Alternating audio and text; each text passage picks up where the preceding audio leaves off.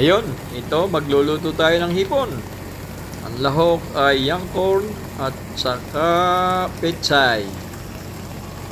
Ang unang nga palang ginawa dito kanina ay naghiwa ako ng bawang, sibuyas at saka kaunting paminta.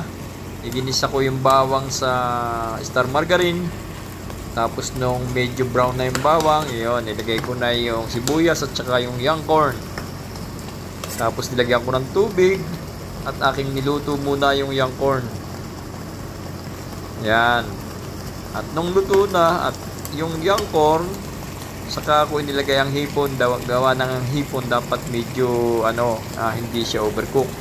At gawa ng pag siya na overcook ay talaga namang kakapit ang balat sa tinalupan. Yan.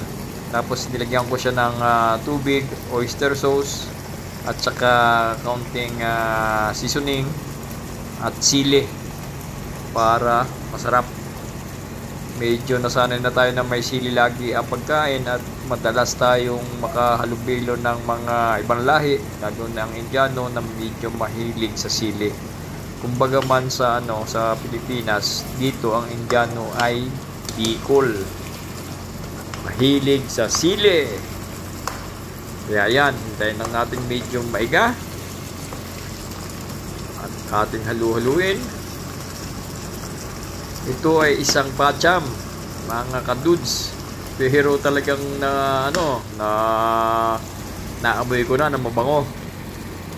Yan, nilagyan ko na siya ng ketchup na medyo mapahang din.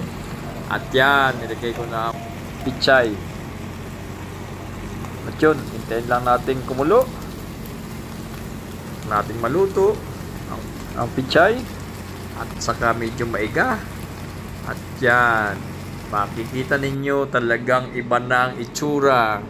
Yan, itsurang mamahalin na siya, mga kadudes. Kailangan din naman nating umimbento ng ibang luto, hindi palagi na lang halabos, para naman makaranas tayo ng ibang putahe at makaimbento ng masarap.